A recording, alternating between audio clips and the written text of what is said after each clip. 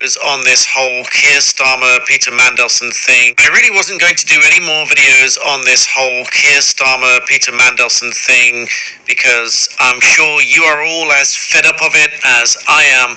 But the more things that come out and I bookmark them and the list grows, I have to share them with you because I've been talking about this stuff for some time now, and there looks like there's enough material here to make it seem like there's a lot of people who are simply not telling the truth. And I know that sounds like a very simplistic thing to say because there's a lot of people think that there's a lot of people not telling the truth.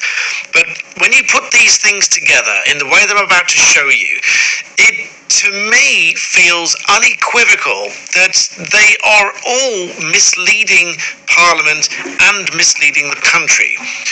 That's how it seems to me. They deny it, of course. They say that's not the case. They say that they didn't know and all this sort of stuff, and I just don't buy it. And I think it is absolutely time for Keir Starmer to resign, for this whole government to just give it up, and we need a general election. Let me show you this compilation of little bookmarks that I've got here. I'm going to kick it off with what Kenny Badenoch says here, which really sums it up, but then I'm going to show you a few of the little bits because a few people have pointed things out over the last 24, 48 hours that make this look like such an absolute shambles. It is unfathomably unacceptable. And just one thing, I know it might be irritating that I keep asking, please do subscribe to the channel. That's the only way it grows. I am by myself. It is very difficult to run and to grow a channel like this solo by myself with all the time that it takes. It is currently 9:30 at night. I'm releasing this tomorrow morning on Sunday morning, so please do subscribe. Thank you so much. Have a listen to this from Kenny Badenoch first of all, and then I'll take you through some of my bookmarks.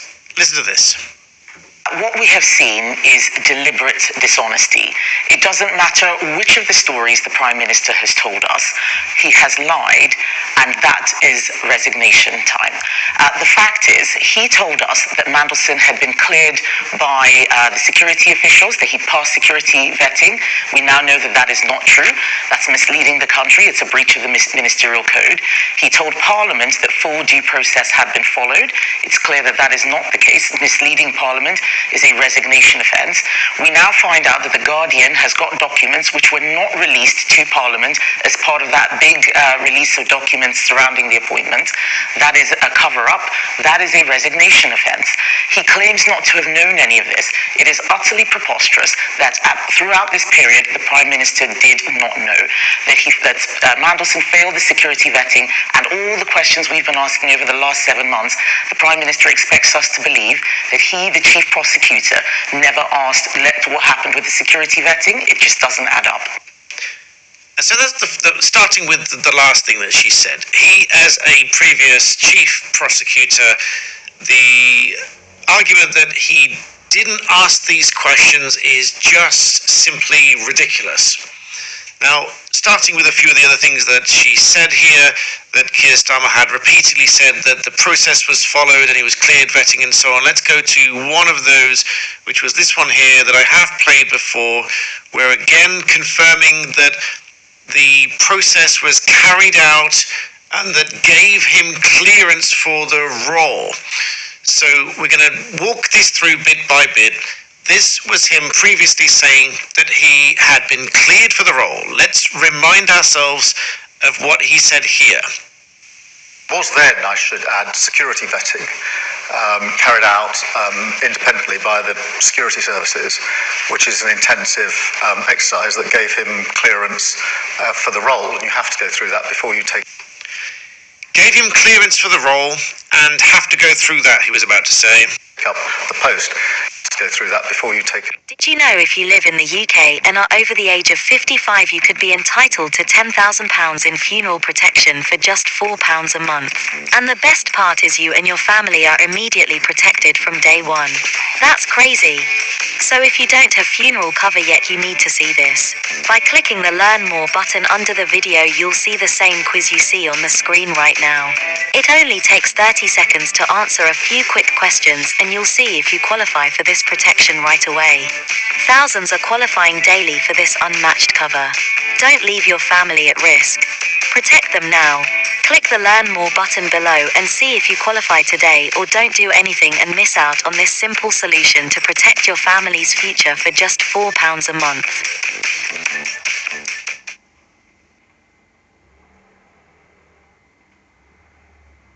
It's Tom here. I want to teach you how to generate a side income for property flipping. The new way. Never buy them, never get a bank loan, never use your credit, never visit these houses, never paint the walls, don't do any of that and make 10 to 20 grand per deal flip you do. Worst case, make 5K. Would that change your life? So if you want to make a remote income from home, and you're a beginner, meaning right now you have a 9-to-5 job or you're self-employed, you need to know this one concept, because there's a new and better way to make an income online with a 100-year-old strategy we called flipping. You know when you go to the TV, you turn it on, you see these people that buy houses, do them up and sell them. You're like, but Tom, that needs money. I need a bank loan, I need credit checks, I need construction knowledge. Yes, you do, with the traditional way. But what if I told you that everyday people all around the UK, in fact, all around the world, are quietly tapping in to this billion-pound industry, which is called matchmaking. Other people call it wholesaling, sourcing, it doesn't really matter. But the fact is, you can do it with only your smartphone and 5 hours a week. You don't need a degree or prior experience. And here's the coolest part about this. All you gotta do in your spare time is simply follow what the software tells you to do. What do I mean? Well, years ago when I started, when I quit my Holland & Barrett job, my last ever minimum wage job, it took about 15 hours a week to do. It worked, but it was harder. It's even easier right now because of AI, artificial intelligence, because it never gets tired. Imagine having robots, mini personal assistants doing a lot of the work for you. That gives you the unfair advantage. And right now, most people are like Blockbusters were. They didn't innovate and they went bankrupt. Netflix overtook Blockbusters. Why? They innovated. So if you want to know how to innovate in your life and actually start to earn an extra income in a legit business model, which is property flipping, you want to do it the new way, and you want to start earning £1, £5, or even £10,000 per flip without ever coming out of pocket, click the link. I'm holding a live free training this Wednesday at 8 p.m. Click the link right now, you'll register for it. Here's the coolest part about this, okay? I'm going to give you my book, The 15 Rules of How to Flip Properties Remotely. It will show you how to find these motivated sellers, how to match them up with cash buyers so you can get paid. It's simply finding a discounted house, matching it up and marking up the price without ever buying the houses and without ever viewing them. So click that link. I'll see you on the live training, and when you do that, on the next page, you'll get invited into our exclusive WhatsApp group for free, where you can hang out with like-minded people just like you. It's natural to be skeptical. Trust me, I come from a council estate, a lower-class family. I get it, trust me. Here's the cool thing about it.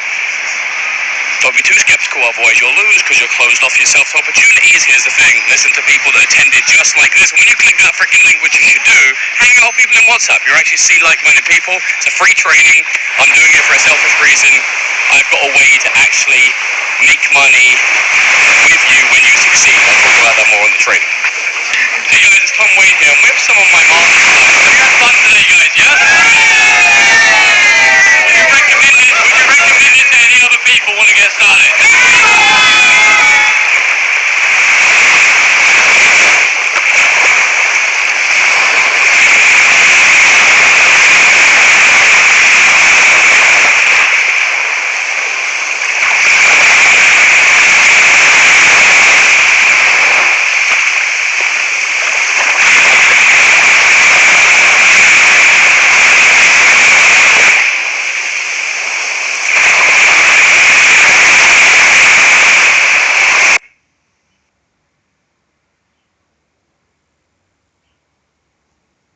Before you take up the post.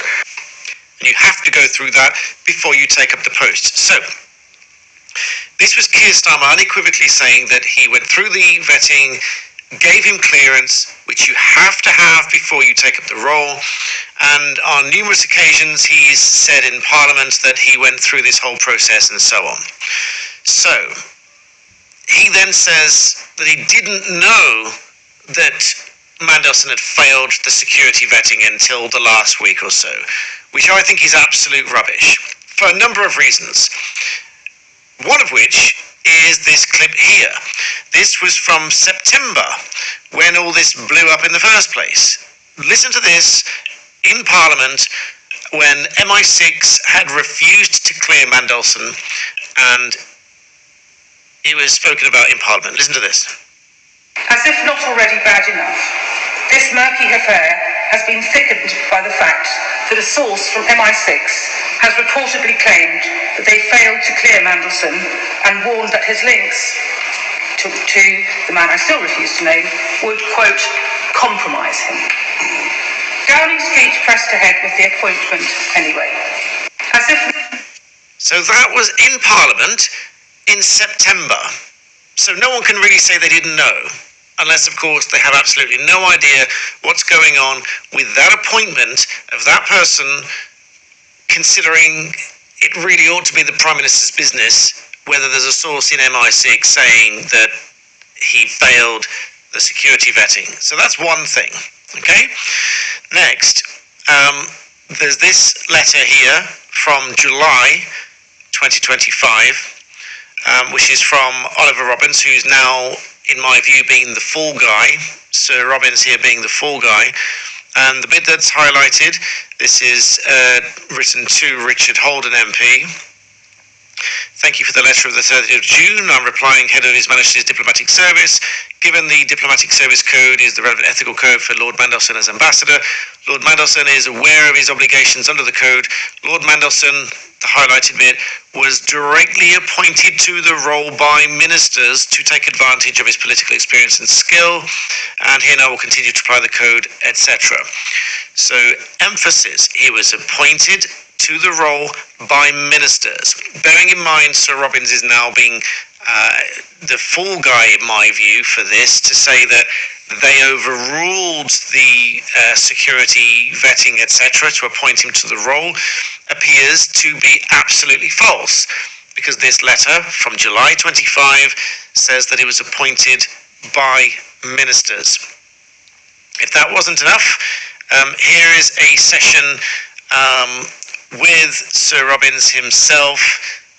This is a Commons Foreign session from November 25. Have a listen to this.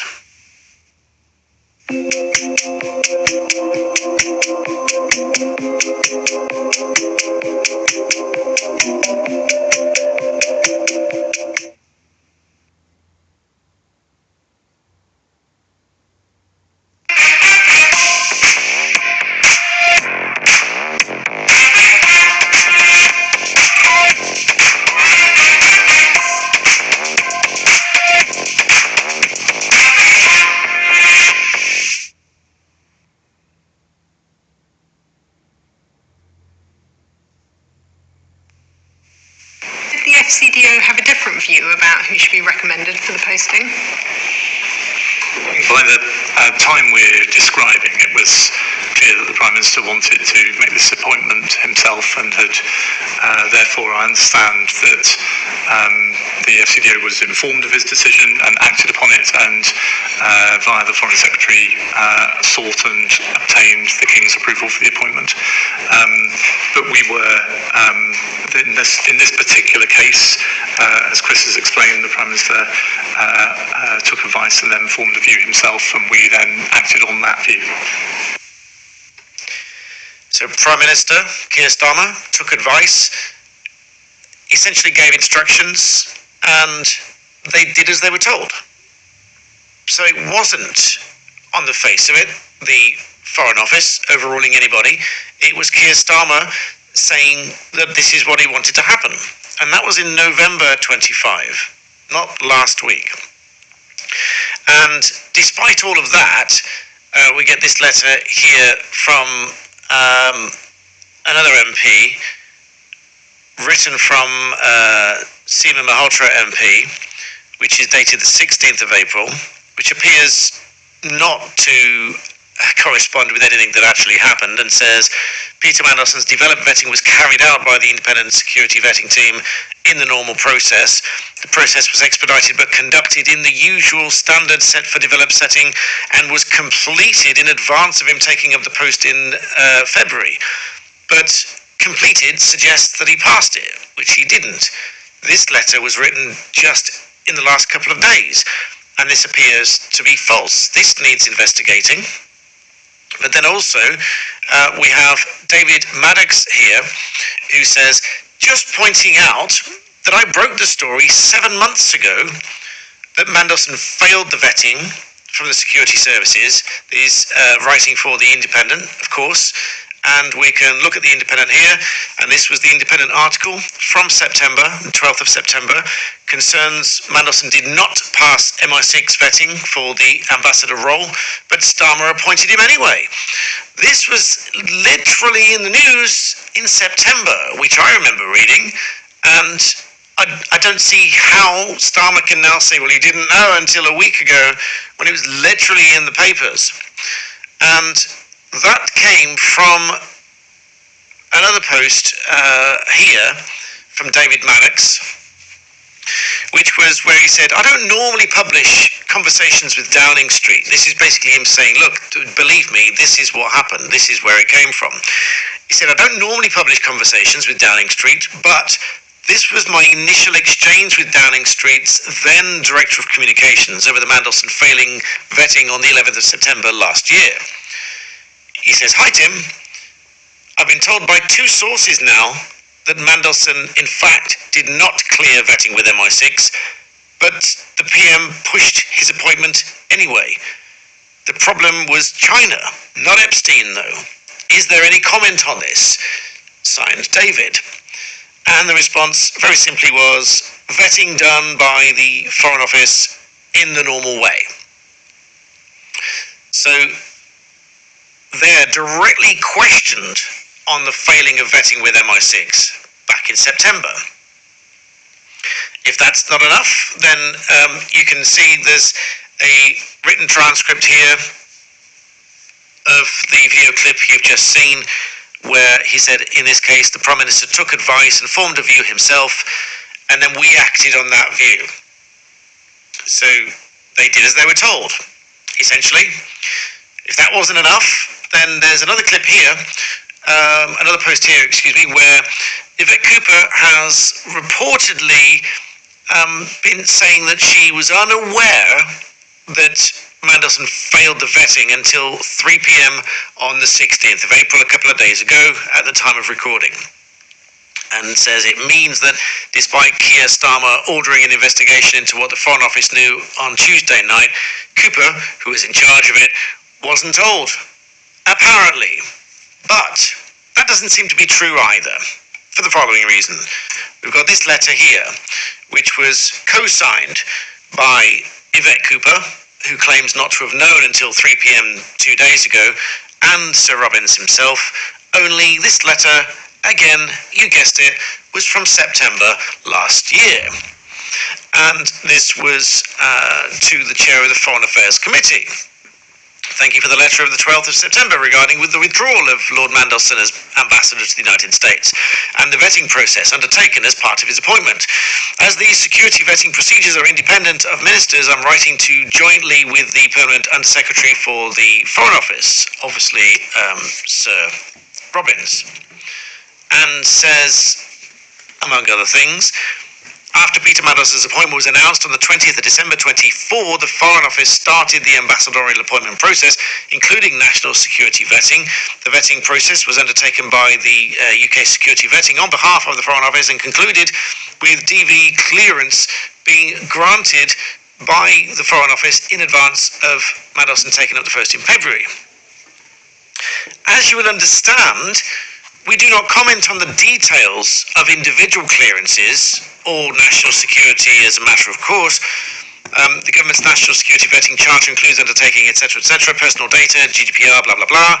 Then the next bit that's highlighted, the process is also independent of ministers who are not informed of any findings other than the final outcome, and that remained the case in this instance. But obviously he failed. So is she here trying to say that the final outcome was that he passed? Because obviously he didn't. So what is it other than the final outcome? Well, he didn't pass that vetting, did he? So is she saying that somehow everyone's been lied to here? Because that's just really not feasible either. So all in all, it doesn't make sense, does it? Someone, either a lot of people are lying here, or they're accusing other people of lying to them, which is equally bad or worse. But then you ask yourself, well, hang on a minute. With what Starmer is saying in Parliament, surely he knows what he's talking about. Well, apparently the latest excuse is no, he doesn't know what he's talking about.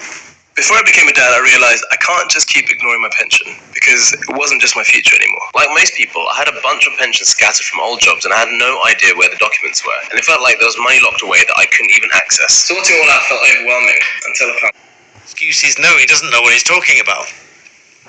And we get that here when Labour's Emily Thornberry is making another excuse here, which is utterly outrageous, which essentially says Starmer had no idea what he was saying. He's just reading it out. Listen to it for yourself. But lastly, Emily, we've had so much of this. Do you think this could sink the Prime Minister? No, I don't think so, because I do think that genuinely, I think that when he was in front of Parliament, he had a script in front of him and he was reading out what he had been told, which anybody would think meant, as I did myself, he's passed his vetting. And then reading out a script in front of him? So what, we are supposed to believe that the Prime Minister is just reading out a script in Parliament that maybe he's never read before, doesn't know about, doesn't question? Are you really going to read something out as Prime Minister in Parliament regarding the outcome of the vetting of someone who's ambassador to the United States and whatever? You're just going to read this out in Parliament without questioning it first, without reading it beforehand, without checking the validity of it beforehand? If I make a YouTube video for you here because someone sent me a headline, even if it's a newspaper, I don't even trust the newspaper. I'll take the headline of the newspaper and I'll research it. I'll find the case. If it's a tribunal case or whatever, it's usually immigration stuff, which they usually reach an appeal tribunal, which is why we get to hear about it. Otherwise, we don't. I'll go and read the tribunal case. I'll usually bring it to you on screen and I'll show you some of it. Even then, I don't take that as read. I don't take a headline as though it's the final word on it. I'll go and read it myself. Are you trying to tell me, or is she trying to tell us that the Prime Minister reads things out in Parliament without having any clue what he's saying? Listen to the rest.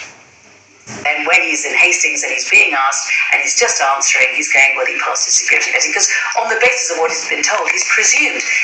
I mean, whether the Prime Minister should be on top of everything, should he be superhuman, should he be able to cover everything, or should he rely on others that give him advice? I mean, look, he's only a human being. So now she says that it would be superhuman for him to know whether Mandelson really passed or failed the vetting.